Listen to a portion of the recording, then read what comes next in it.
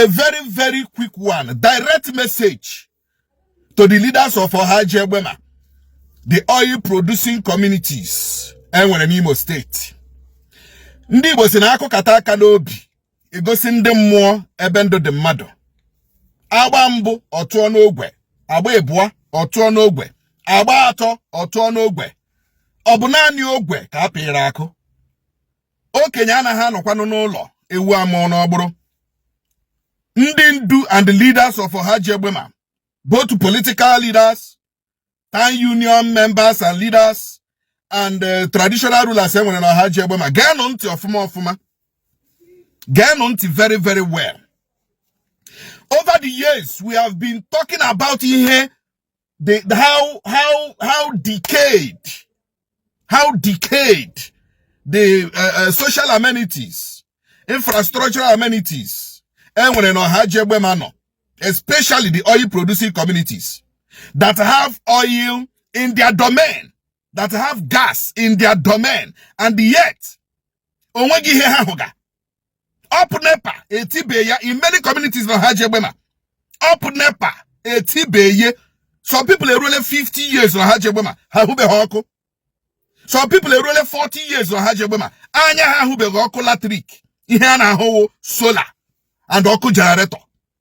Yet they have many oil companies. What has meet in Umunye no Uzodinma. They have oil, they have gas.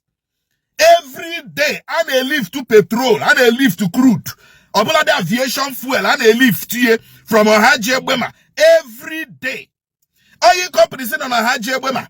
Highest, more lowest. Now, how go in a day? 500 million. I won't make a 500 million. Ask him, oil companies in Uzodinma in a day. My hair make it go. I won't make a 500 million per day. Because go to Uzodinma, you got him neku. O to aka tanka de she bukuru de bumane bunte bi morokoto e sheba hanapo. Most of the communities enwe hozo. Enwe humili gaje enwako.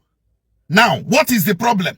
Some of the leaders of this community, some of the leaders of these communities how they produce oil in ime hano Uzodinma. Akwu ugwo, oil company kwu ugwo herieye. Oil company kwu ugwo herieye. Ego oil company, when a petroleum gene act, oil company and the host communities must work together. When a gaga host community, or pamontuo, or paranumo, or dependre, or to do shiri bataya.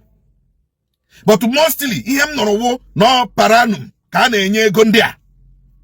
For instance, hanum, it might not be confirmed, don't worry, call na ndeka water smith na-enye this community ochia community eba egburu onye eze ha 200 million every year.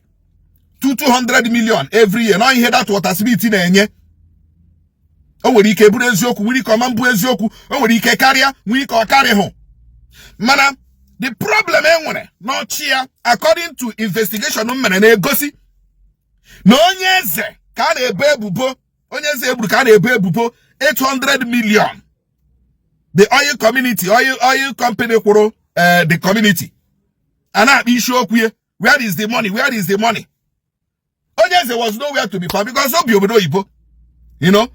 So at a point, the community youth, I got Water Smith. Gwahasi. Ihunega hunu na akuna community account. Onye zebu signatory nimye. Una akuzilaya. Nunu continue na akwu ega huna that community account. Niwege when the youth. And the hende you to game, unaga ha like here. On him the oil company you kose when you was your to come back home, go settle with the community so that they can continue with the hendozo. Get the can you took one. Many of the youth from our community are eba what has smith in Enwahoro. Nde came on at that company. He had a role gate man, cleaner, messenger. I haroga. Onye ochia as in onye ochia awara ahu as in no guys on a top management position na that company. Most people know China all these oil companies when in Imo State which under Hausa, nde Yoruba, nde Delta, nde Jurudia. host communities which are under petrochemical engineering, mande kwesịrị na the management cadre of that company. Hana hareba, he had the community, ndi shi na that community wo ọrụ gate man, ọrụ messenger, ọrụ cleaner, ha. Now, they are not bothered. He had the development of the community. Oti enwe hoku, nke ha ji enwe ụzọ.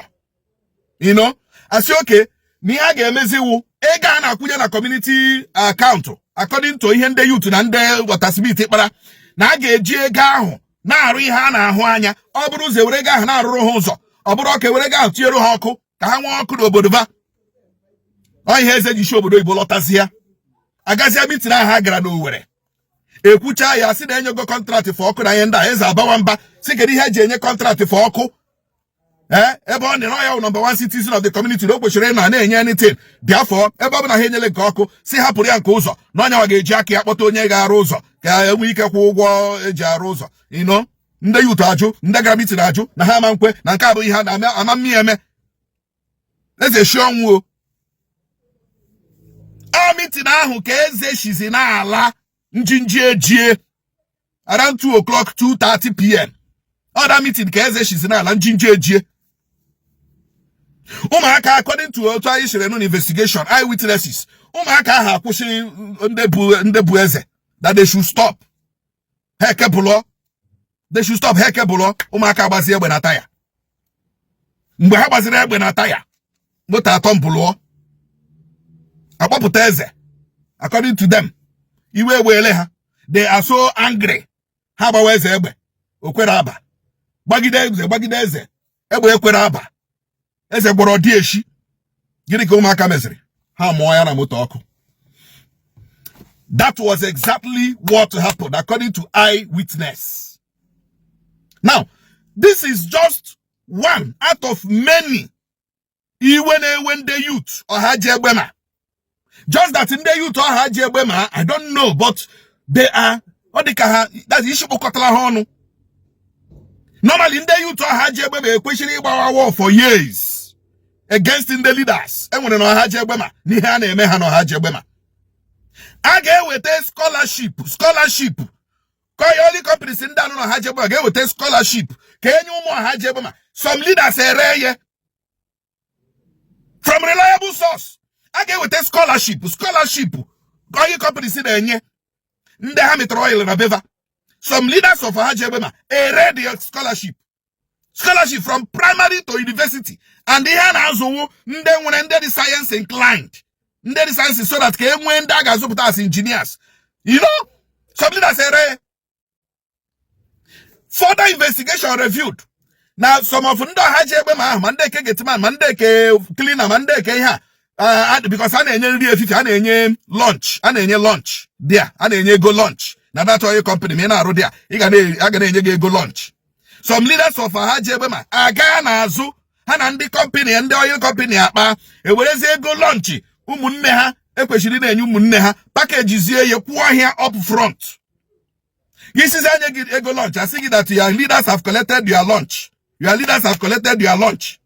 Most of Ndo Hajegbema kwano na arụkwana na oil company before ndị leaders say ekwere nye go ọrụ ọ bụrụ na na-akwụ gị 300,000 how many 100,000 every month gị nye 100,000 every month gị nye 100,000 na mmanụ unu na ya so nwere o na mmanụ onye ọbụla so nwere as members of that community.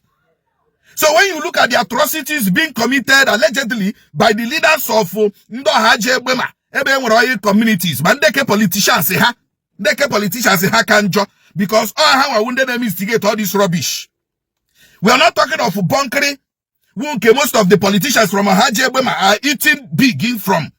Most of the bunkering and men of Hajegbema, all politicians issue from that area, and the leaders issue from that area. All haneme bunkering.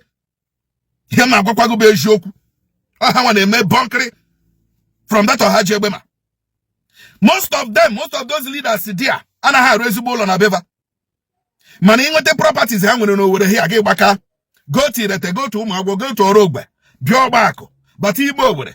And I see a hotel and no young Ulelo and no young Ghana Port Harcourt. Most of them, The leaders of these communities had a book oil in Nimeha. They have big hotels in Port Harcourt, big hotels in Alowere, big houses everywhere in the city. But to Ghana village, Obokoro Kabi. Obada Deza now. Oleana village. Mpokorolo. So why are you people not building good houses in your village? Maburu nemeti homa. Why are you people eating alone? And you have seen the result of eating alone from Ihemerenu to Odatonyeze. It's a warning signal to the leaders of Hajebema that you cannot eat Ihendioha, Ihe or Habarakanwe, Girie free, or the possible.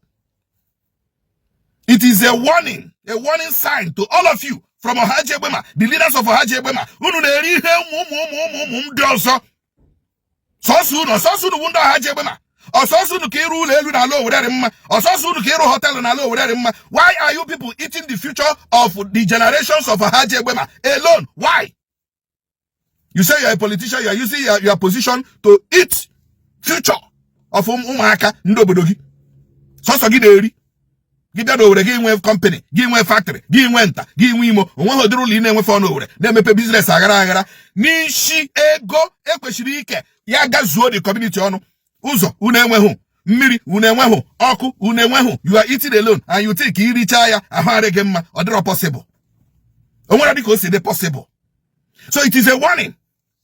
It is a big warning to the leaders of Hajebema, the oil producing communities in Imo State. Onye mari head in Maya meya. Mari head in ma gi meya tupake fegazo. The youths are angry if you don't know. The youths are seeing you riding big cars. The youths are seeing you riding in convoy. The youths know your houses, you know where. They know your hotels in Port Harcourt. They know all these things. And they are angry. They are boiling.